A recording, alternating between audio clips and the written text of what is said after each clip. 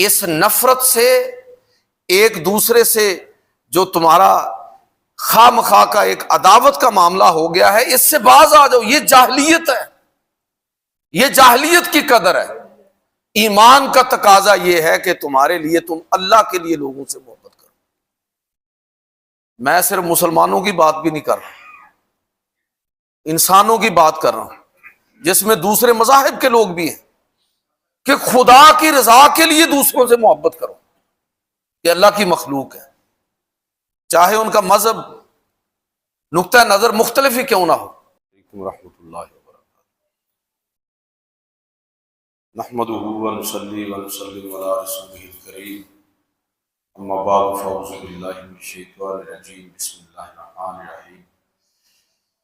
قال رسول اللہ صلی اللہ علیہ وسلم کل امر الجاہلیت موضوعۃ تحت قدمی، صدق رسول اللہ صلی اللہ علیہ وسلم۔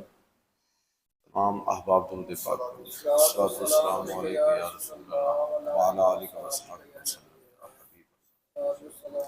الصلوۃ والسلام علیکہ یا رسول اللہ وعلی آلہ وصحبہ وسلم۔ انتہائی واجب الاحترام سامعین و حاضرین، اللہ کے فضل اور توفیق سے ربیع الاول شریف کا یہ جمعۃ المبارک ہے۔ اسی مناسبت سے چند باتیں آپ کی خدمت میں عرض کرنا چاہوں گا۔ آج بالخصوص اس پہلو سے گزارشات پیش کروں گا۔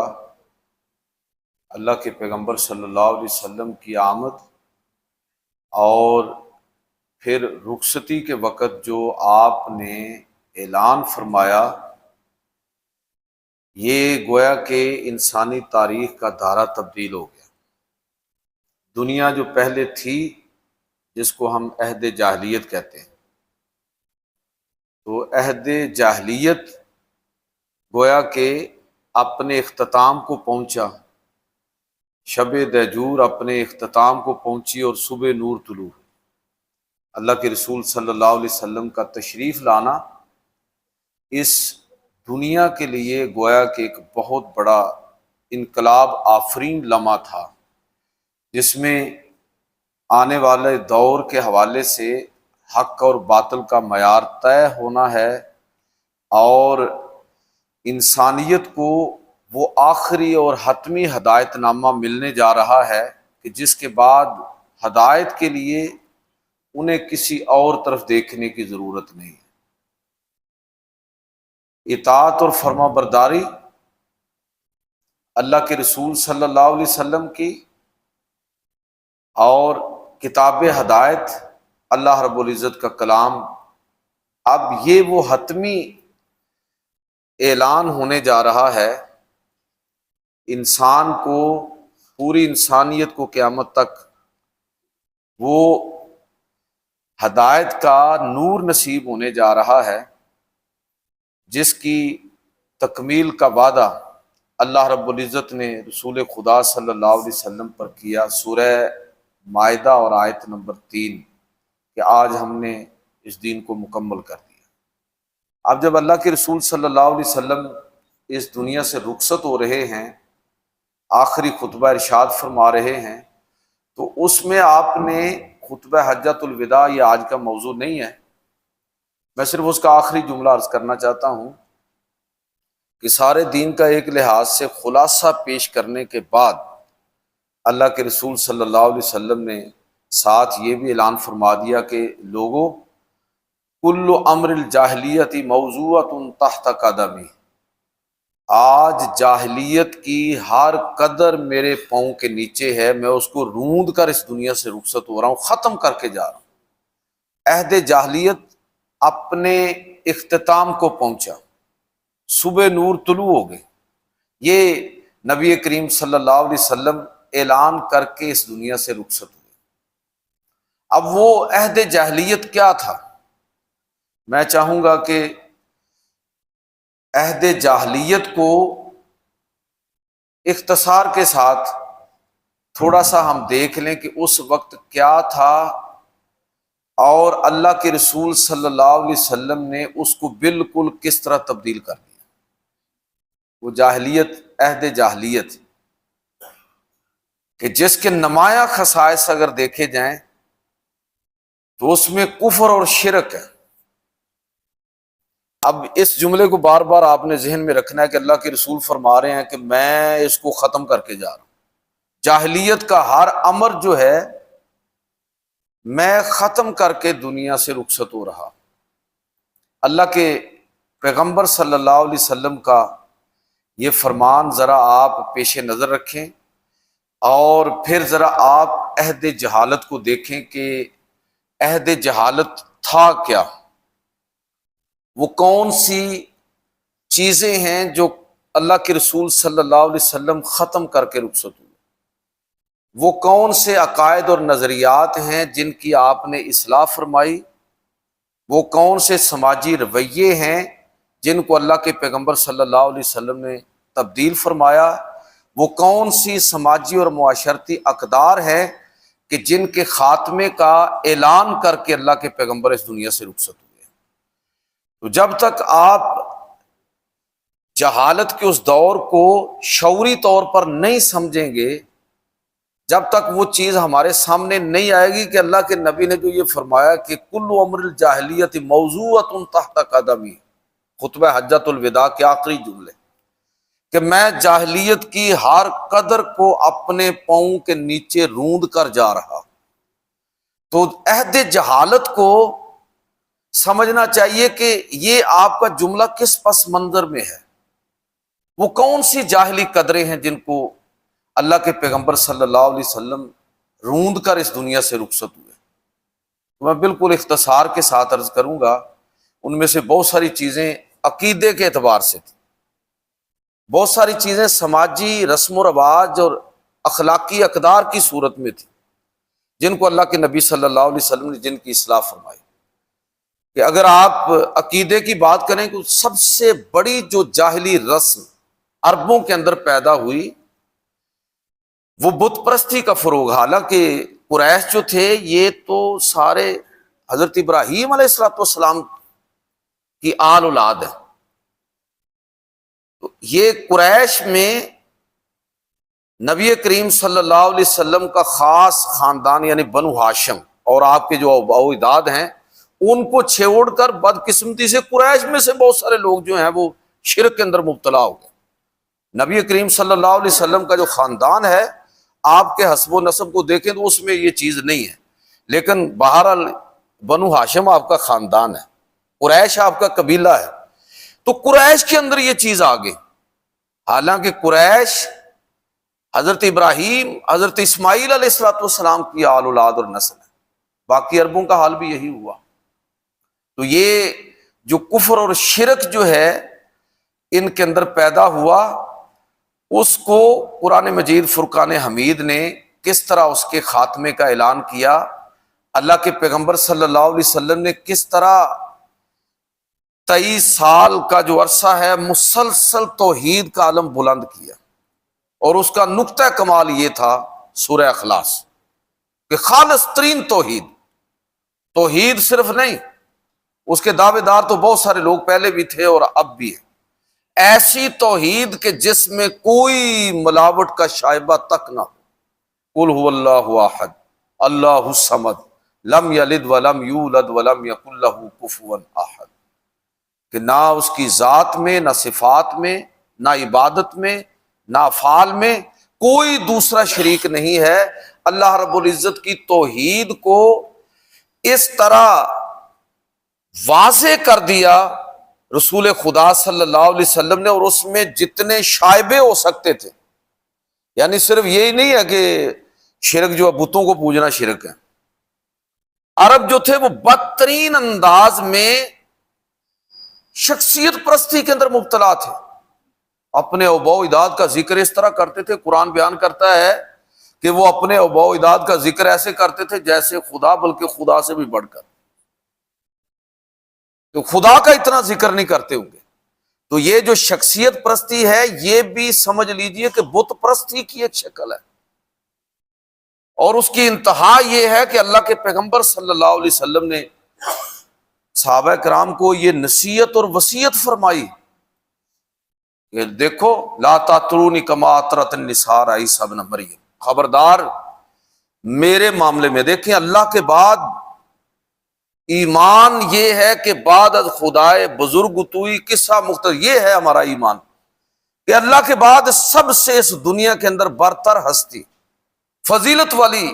جو ذات ہے وہ مصطفیٰ کریم صلی اللہ علیہ وسلم کی ذات ہے۔ آپ صلی اللہ علیہ وسلم سب سے بڑھ کر مقام رکھتے ہیں، لیکن اللہ کے پیغمبر فرمائے کہ خبردار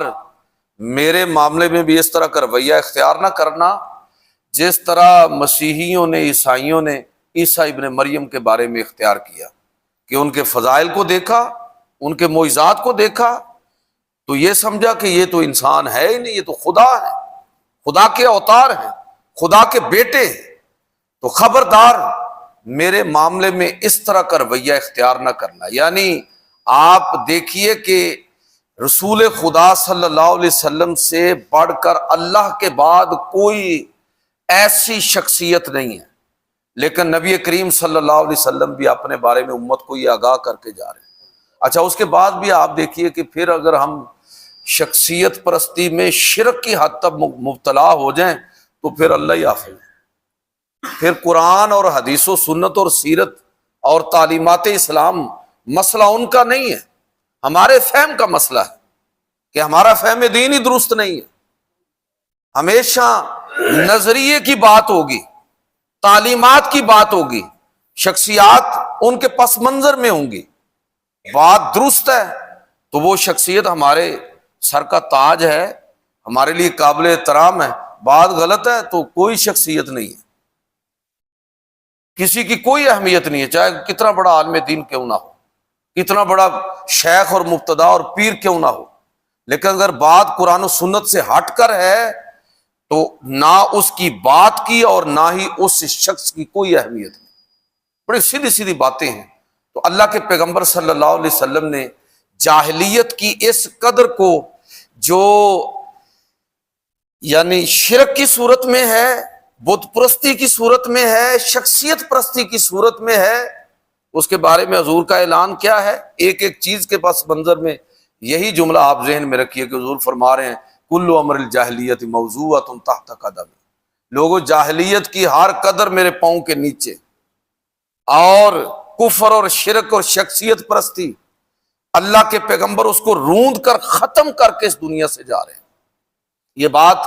ذہن میں رکھیں، یہ میلاد مصطفیٰ، یہ نبی کریم صلی اللہ علیہ وسلم کو صحیح معنوں میں خراج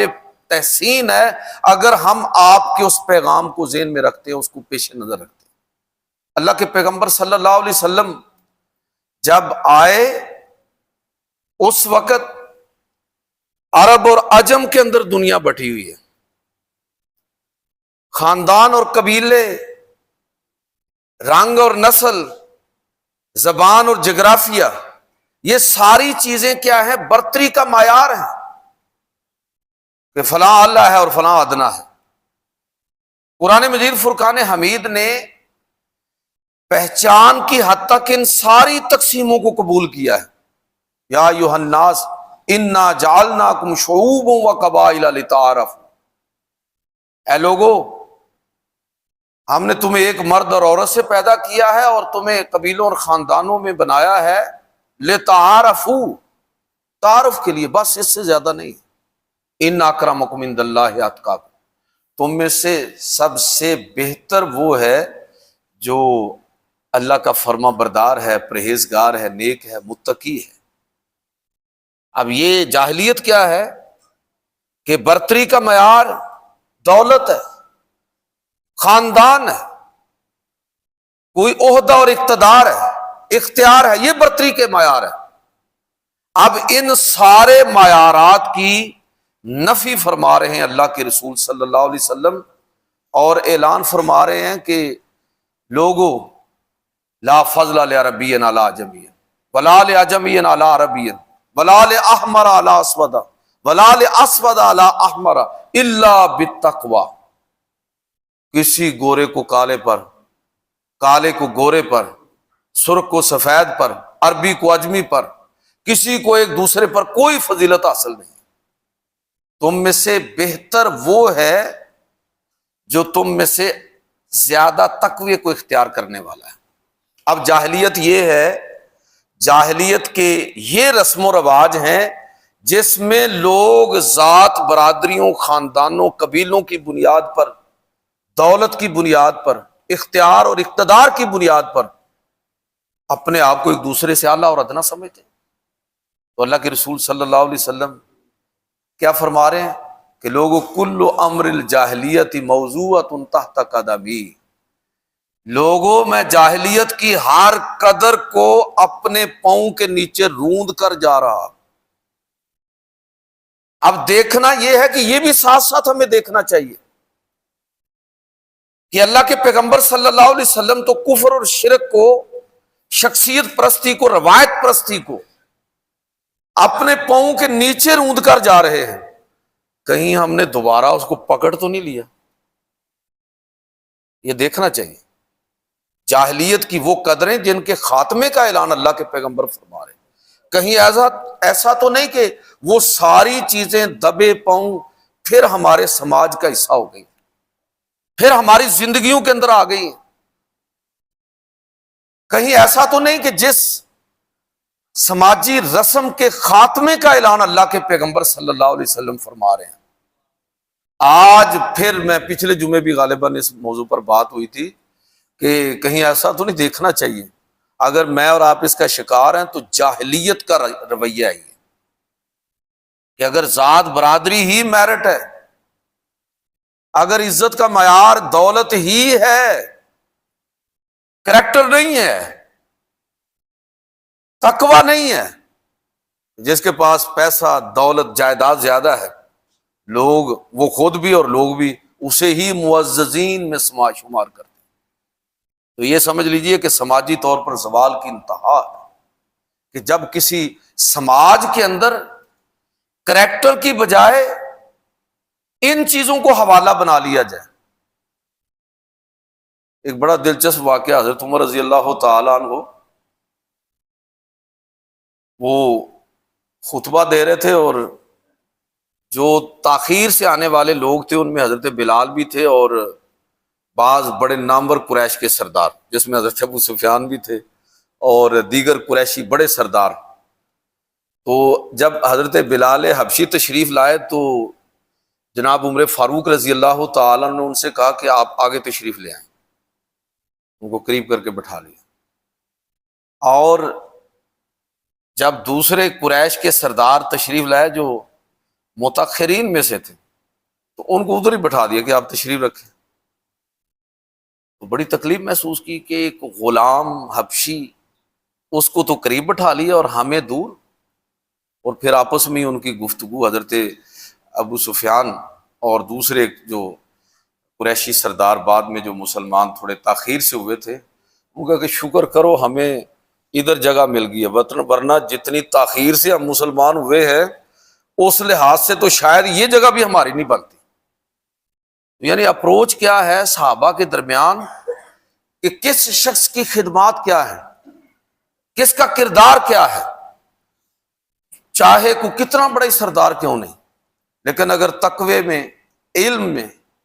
اور خدمات اسلام کے اعتبار سے کوئی برتر ہے تو وہ اس کو آگے کر رہے ہیں۔ یہ ہے اصل میں چیز جو اللہ کے پیغمبر صلی اللہ علیہ وسلم نے صحابہ میں پیدا فرمائی، اور اس کا مظاہرہ بعد کے دور میں ہم دیکھتے ہیں۔ میں عرض یہ کرنا چاہتا ہوں کہ یہ بھی ہمیں دیکھنا چاہیے کہ جس جاہلیت کی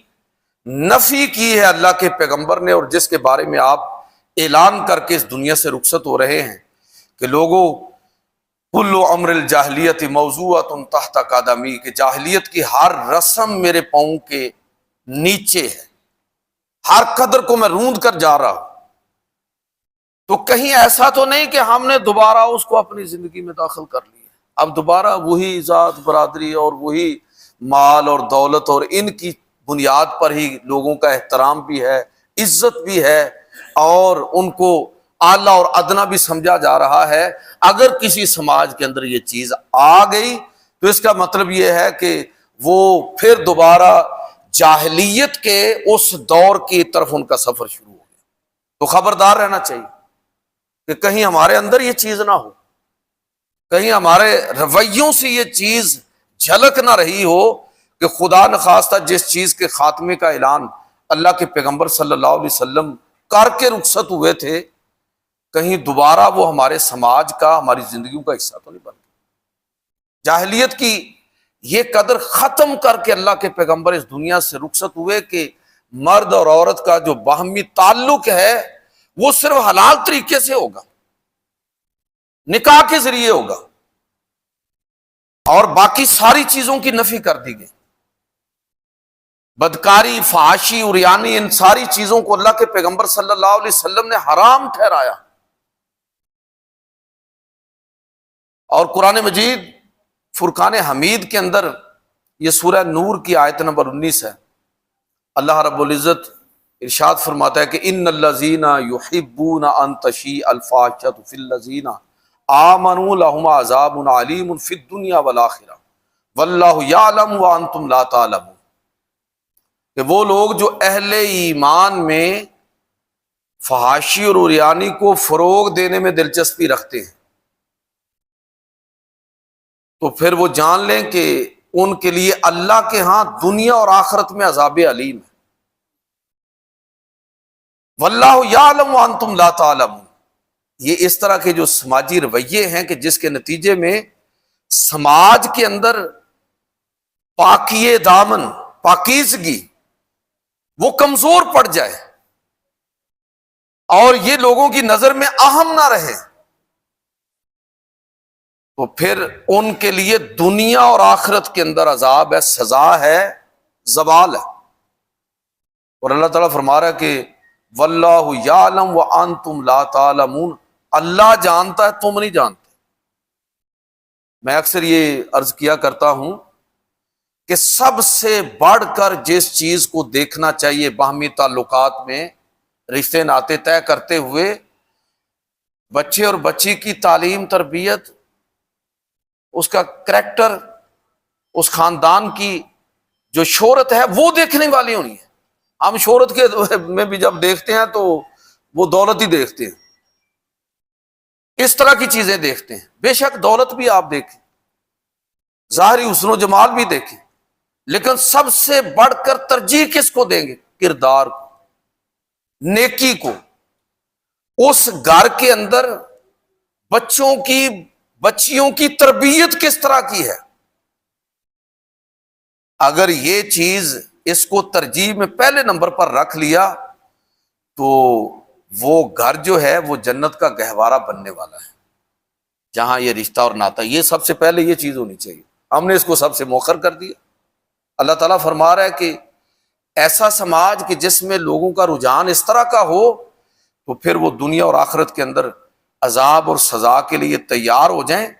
بعض حوالوں سے ایسی قومیں اور تہذیبیں بظاہر کامیاب بھی نظر آتی ہیں، لیکن الٹیمیٹلی وہ زوال کی طرف جا رہے ہوتے ہیں۔ قوموں کے عروج و زوال میں 1-2 صدیاں کو زیادہ عرصہ نہیں ہوتی۔ مغربی تہذیب بہت ساری خوبیاں رکھتی ہے، انسانی حقوق کے حوالے سے، تہذیبی اعتبار سے جو مقام مغربی قوموں کا ہے اور مغرب کا ہے وہ ہم اس سے بہت پیچھے ہیں۔ شاید یہی وجہ ہے کہ اللہ تعالیٰ نے ان کو غلبہ دیا ہوا ہے۔ لیکن دوسری طرف سماجی حوالے سے، فحاشی اور عریانی کے حوالے سے، نسل انسانی کی نسب اور حسب کے تحفظ کے حوالے سے جو کوتاہی وہاں پر پیدا ہوئی، تو اقبال نے یہ پیشگوئی کی کہ یہ تہذیب اپنے خنجر سے خودکشی کرے گی۔ جو شاخ نازک پہ آشیانہ بنا ہے ناپائیدار ہو۔ وجہ اس کی کیا ہے کہ اصل میں اس طرح کے سماجی رویے جس میں فحاشی اور عریانی کو فروغ دیا جائے کسی سماج کے اندر، تو وہ سماج کو کاٹ کے رکھ دیتا ہے، تباہ کر کے رکھ دیتا ہے۔ لہذا نہ اپنے گھروں کے اندر اور نہ اپنے معاشرے کے اندر ان چیزوں کو ہم کبھی فروغ دینے والے نہیں بنیں گے، اس لیے کہ یہ جاہلیت کی وہ قدر ہے کہ جس کو اللہ کے پیغمبر صلی اللہ علیہ وسلم اپنے پاؤں کے نیچے روند کر اس دنیا سے رخصت۔ میں یہ نہیں کہہ رہا کہ جو ہمارا مقامی ثقافت اور کلچر ہے، لوگ اپنی خوشی کے لیے، انجوائمنٹ کے لیے اس کے مطابق بہت سارے امور انجام دیتے ہیں، لیکن اس میں یہ چیز ذہن میں رہنی چاہیے کہ شریعت کی کوئی حد نہ ٹوٹنے پائے، شریعت کا کوئی حکم پامال نہ ہونے پائے۔ کوئی اسلام مقامی ثقافت اور کلچر کی نفی نہیں کرتا، لیکن اپنے حکم اور حدود کو بالکل واضح کرتا ہے کہ اگر ان کی پامالی نہیں ہو رہی اور لوگ ان حدود کے اندر رہ کر اپنے خوشی کو، معاملات کو انجوائے کرتے ہیں، ٹھیک ہے، کوئی مسئلہ نہیں، لیکن وہ حدود نہ پامال نہ ہونے پائے۔ اس لیے کہ اگر وہ حد متاثر ہوئی تو پھر یاد رکھیے کہ یہ قرآن کا یہ اعلان اور اللہ کا یہ فرمان اور یہ تنبیہ، یہ یقینی طور پر بروئے کار آئے گی کہ جس نے بھی یہ کیا، ہم دنیا کے اندر اور آخرت کے اندر اس کو عذاب کے اندر مبتلا کریں گے۔ اللہ کے پیغمبر صلی اللہ علیہ وسلم جاہلیت کی اس رسم کو ختم کر کے اس دنیا سے رخصت ہوئے۔ اسی طرح یہ عربوں میں ایک بہت بڑی اعتقادی کمزوری، کہانت، یہ جو یا ہماری یہاں کی زبان میں ٹیوا وغیرہ جس کو آپ کہتے ہیں، قرآن مجید فرقان حمید نے پن پوائنٹ کر کے اس کی مذمت کی۔ اللہ کے رسول صلی اللہ علیہ وسلم نے لوگوں کو کاہنوں اور نجومیوں کے پاس جانے سے منع فرمایا۔ کوئی ایسی روایت بھی ہے کہ جس میں اللہ کے رسول صلی اللہ علیہ وسلم کی طرف یہ بات منسوب ہے کہ جو شخص کسی کاہن کے پاس جاتا ہے کہ وہ اس کو اس کی قسمت کا حال بتائے، 40 دن کی اس کی عبادت ضائع چلی گئی۔ اور یہاں لوگ ہمارے، اللہ معاف فرمائے، کہ یہ یقین جانے کہ اگر یہ معاملہ صحیح ٹریک پر آ جائے نا تو آدھے پیر جو ہیں وہ اللہ کے فضل سے بے روزگار ہو جائیں گے، بلکہ زیادہ ہی ہو جائیں گے۔ اس لیے کہ یہ جعلی پیری مریدی، اس کا بہت بڑا انحصار اسی فراڈ پر ہے۔ جب کوئی بندہ کسی کے سامنے ہاتھ کرتا ہے، اپنی قسمت کا حال اس سے پوچھتا ہے، ایک لحاظ سے وہ اس کو خدائی کے درجے پر فائز کر رہا ہے۔ یاد رکھیے کہ غیب صرف اللہ کی ذات جانتی ہے، کوئی دوسرا غیب نہیں جانتا، کوئی پیغمبر بھی غیب نہیں جانتا، کسی پیغمبر کو بھی غیب حاصل نہیں ہے سوائے اس کے جو اللہ تعالیٰ خود مطلع کر دے۔ یہ ہمارا یہی نقطہ نظر، یہی ہمارا عقیدہ ہے کہ اللہ تعالیٰ اپنے پیغمبروں کو غیب پر مطلع فرماتا ہے، اور جتنا وہ مطلع فرماتا ہے پیغمبروں کے پاس اتنا علم ہوتا ہے۔ میلاد شریف کا مہینہ ہے تو نبی کریم صلی اللہ علیہ وسلم کو اللہ تعالیٰ نے سب سے بڑھ کر علم عطا فرمایا۔ جو علم آپ کے پاس، وہ سارے پیغمبروں سے اور ساری انسانیت سے بڑھ کر، لیکن اس کے باوجود کیا ہے کہ وہ علم اللہ کا عطا فرماتا ہے۔ تو یہ کون لوگ ہیں جو لوگوں کی قسمت کا حال بتانے والے ہیں؟ یہ ضعیف الاعتقادی ہے، یہ ایمان کی کمزوری بلکہ بعض صورتوں میں ایمان کا خاتمہ ہے۔ سنیے قرآن مجید فرقان حمید کی آیت، اللہ رب العزت سورہ بنی اسرائیل آیت نمبر 13 اور 14، اللہ رب العزت فرماتا ہے وَكُلَّ إِنسَانٍ أَلْزَمْنَاهُ طَائِرَهُ فِي عُنُقِهِ، ہر انسان کی تقدیر اچھی یا بری ہم اس کے گلے کے اندر لٹکا دیتے ہیں، وہ اس کا خود، اس کی ذات اس کا مظہر بن جاتی ہے۔ وَنُخْرِجُ لَهُ يَوْمَ الْقِيَامَةِ كِتَابًا يَلْقَاهُ مَنشُورًا، اور روز قیامت وہ لکھی ہوئی کتاب اس کے سامنے ہوگی، کھلی ہوگی، اور اس سے یہ کہا جائے گا اقرا کتابک کفی بنفسک اليوم علیک حسیبا، پڑھ اپنی کتاب اور قسمت اور تقدیر، آج تیرے اپنے، تو اپنا حساب خود کرنے کے لیے تیرے لیے یہ تیرا نامہ اعمال کافی ہے۔ مت ضعیف الاعتقادی کے اندر پڑھے۔ جس کہانت اور نجوم کو ختم کیا اللہ کے پیغمبر صلی اللہ علیہ وسلم، وہ دوبارہ ہمارے سماج کے اندر فروغ پانے لگے اور لوگ اس طرح اس دعوے کے ساتھ کھڑے ہوں، یہ الگ بات ہے کہ اللہ رب العزت، جس طرح میں نے عرض کیا کہ اللہ رب العزت اپنے پیغمبروں کو آگاہ فرما دیتا ہے، اپنے نیک بندوں کو کسی بات کو سجا دے، یہ اللہ پاک کا اختیار ہے، لیکن کوئی انسان یہ دعویٰ نہیں کر سکتا کہ میں غیب کو جاننے والا ہوں، میں مستقبل کی خبریں دینے والا ہوں۔ تو یہ ساری چیزیں، یہ جاہلیت ہے، اور اس کے خاتمے کا اعلان اللہ کے پیغمبر صلی اللہ علیہ وسلم نے کیا۔ کل امر الجاہلیت موضوعۃ تحت قدمی، لوگوں جاہلیت کی ہر قدر میرے پاؤں کے نیچے ہے، میں اس کو روند کر جا رہا ہوں۔ اب اس روندی ہوئی جو قدر ہے اس کو اگر سماج کے اندر دوبارہ زندگی مل رہی ہو تو پھر سمجھنا چاہیے کہ یہ جاہلیت کی قدر ہے، اور یہ اللہ کے رسول صلی اللہ علیہ وسلم کا رستہ نہیں ہے۔ اللہ رب العزت کے پیغمبر صلی اللہ علیہ وسلم اس دنیا سے رخصت ہو رہے ہیں اور جاہلیت کی ہر قدر کے خاتمے کا اعلان فرما رہے ہیں۔ اس میں ایک بہت بڑی جاہلیت کی قدر کہ نسل در نسل انتقام چلنا، بات بات پر انسانوں کو قتل کرنا، لوگوں کی زندگی کے درپے ہونا، عرب جاہلیت کے اندر اللہ کے پیغمبر صلی اللہ علیہ وسلم نے اس چیز کو بھی ختم کر دیا۔ وہ عرب معاشرہ جس کے بارے میں حالی کہتے ہیں کہ کبھی پانی پینے پلانے پہ جھگڑا، کبھی گھوڑا آگے بڑھانے پہ جھگڑا، یہ سماج، اور اس سماج کو اللہ کے پیغمبر صلی اللہ علیہ وسلم نے کس طرح تبدیل کیا؟ اس طرح تبدیل کیا کہ جو آپس میں ایک دوسرے کے خلاف تھے، کس طرح ان کے درمیان اس دین کی برکت سے محبتیں پیدا ہوئی۔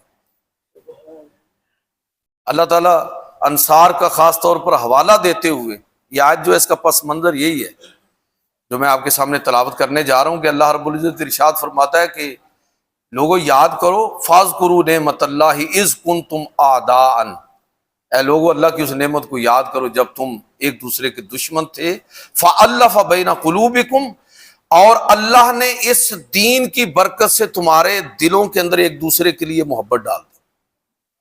اور یاد رکھیے کہ سب سے بڑی محبت وہ ہے جو میں آپ سے صرف اللہ کے لیے کروں، اور آپ مجھ سے صرف اللہ کے لیے محبت کریں، کوئی اس میں دوسری چیز حائل نہ ہو۔ اور یہ کب ہوگا میرے اور آپ کے درمیان یہ تعلق کب استوار ہوگا؟ جب دین کا صحیح تصور ہمارے سامنے ہو کہ ایمان اصل میں کس طرح ہمیں آپس میں جوڑتا ہے۔ انصار کے دو قبیلے تھے، اوس اور خزرج، وہ آپس میں لڑتے ہی رہتے تھے۔ عرب تاریخ اٹھا کے دیکھیں، یہ جو آپ پڑھتے ہیں نا کہ عربوں میں فلاں فلاں قبیلے کے اندر 40 سال 60 سال 120 سال تک جنگ جاری رہی، یہ انصار انہی میں سے تھے، اوس اور خزرج۔ انصار تو اللہ کے پیغمبر نے ان کو لقب دیا نا، یہ اوس اور خزرج قبیلہ ہے مدینہ کا، آپس میں لڑ لڑ کے ختم ہو گئے۔ اللہ کے پیغمبر تشریف لائے، اسلام نصیب ہوا، آپس میں قدورتیں ختم ہوئیں، محبتیں بڑھیں، اور ایک طاقت کے اندر مسلمان تبدیل ہوئے۔ اللہ تبارک و تعالی اس نعمت کا یہاں تذکرہ فرما رہا ہے کہ فاذکروا نعمت اللہ علیکم، اللہ کی اس نعمت کو یاد کرو، تم پہلے کیا تھے، اور آج اللہ نے اس دین کی برکت سے تمہارے درمیان جو محبت رکھی ہے، اور اب تم ایک دوسرے کے بھائی بھائی بن گئے ہو۔ تو میں کہنا یہ چاہتا ہوں کہ ذرا ہم بھی ذرا دیکھیں آپس میں، یہ ہمارا جو برصغیر کا ماحول ہے نا، پاکستان کی بات کر رہا ہوں، اپنے سماج کی بات کر رہا ہوں، سب سے بڑھ کر مصیبت ہمارے باہمی رشتہ داروں کے اندر ہی لڑائیاں ختم نہیں ہوتی۔ باقی دوسروں سے محبت کرنا تو شاید بعد کی بات ہوگی، آپس میں لڑائیاں ختم نہیں ہوتی۔ جاہلیت کی یہ قدر کہ تم اس قتل و غارت سے، اس نفرت سے، ایک دوسرے سے جو تمہارا خواہ مخواہ کا ایک عداوت کا معاملہ ہو گیا ہے، اس سے باز آ جاؤ۔ یہ جاہلیت ہے، یہ جاہلیت کی قدر ہے۔ ایمان کا تقاضا یہ ہے کہ تمہارے لیے تم اللہ کے لیے لوگوں سے محبت کرو۔ میں صرف مسلمانوں کی بات بھی نہیں کر رہا، انسانوں کی بات کر رہا ہوں، جس میں دوسرے مذاہب کے لوگ بھی ہیں، کہ خدا کی رضا کے لیے دوسروں سے محبت کرو، کہ اللہ کی مخلوق ہے، چاہے ان کا مذہب نقطہ نظر مختلف ہی کیوں نہ ہو۔ تو یہ میرے بھائیوں، یہ جاہلیت کی یہ قدر ہے جس کو اللہ کے پیغمبر صلی اللہ علیہ وسلم ختم کر کے اس دنیا سے رخصت ہوئے۔ اپنے خاندان کے جو مقتولین تھے ان کا خون معاف کیا حجۃ الوداع کے موقع پر اللہ کے پیغمبر صلی اللہ علیہ وسلم، کہ وہ اب ختم، انتقام در انتقام نہیں ہوگا۔ نفرت کو اگلی نسلوں میں وراثت کے طور پر نہیں چھوڑ کر جائیں گے۔ آپ دیکھیں کس طرح خاندان ختم ہو جاتے کہ وراثت میں مقدمے چھوڑے جا رہے ہیں، لڑائیاں چھوڑی جا رہی ہیں، قتل و غارت، ان کا انتقام چھوڑا جا رہا ہے کہ میں نہیں لے سکا لیکن تم نے لینا ہے، اولادوں کو نصیحتیں کی جا رہی۔ جاہلیت، یہ جاہلیت ہے۔ اللہ کے پیغمبر صلی اللہ علیہ وسلم فرما رہے ہیں کہ لوگوں کل امر الجاہلیت موضوعۃ تحت قدمی، جاہلیت کی ہر قدر کو میں اپنے پاؤں کے نیچے روند کر جا رہا ہوں۔ میں آپ سے گزارش کروں گا کہ آپ خطبہ حجۃ الوداع سرچ کر کے اس کے صرف نکات پڑھ لیں، آپ کو سمجھ آئے گی کہ میلاد النبی اور ربیع الاول منانا کیوں ضروری ہے، کیوں نبی کریم صلی اللہ علیہ وسلم کا ذکر خیر کثرت کے ساتھ کرنا ضروری ہے، کہ کتنا بڑا انقلاب آپ لے کر آئے، کتنی بڑی تبدیلی آپ صلی اللہ علیہ وسلم لے کر آئے۔ تو جاہلیت کی ہر قدر کو روند کر اللہ کے پیغمبر اس دنیا سے رخصت ہوئے ہیں۔ ان جاہلیت کی ان قدروں کو پہچاننا، میں نے تو ایک دو چار کی بات کی ہے، اور بھی بہت ساری چیزیں، جاہلیت کی ان قدروں کو پہچاننا اور اپنا انالیسز کرنا کہ خدا نخواستہ کہیں جاہلیت کی وہ قدر ہمارے گھر کے اندر، ہمارے سماج کے اندر، ہماری زندگیوں کا حصہ تو نہیں بن گئی۔ دعا کرتا ہوں کہ اللہ تبارک و تعالی صحیح معنوں میں نبی کریم صلی اللہ علیہ وسلم کی سیرت اور آپ کا جو میلاد ہے اس کا حق آپ کی سیرت کو سمجھتے ہوئے ادا کرنے کی توفیق عطا فرمائے۔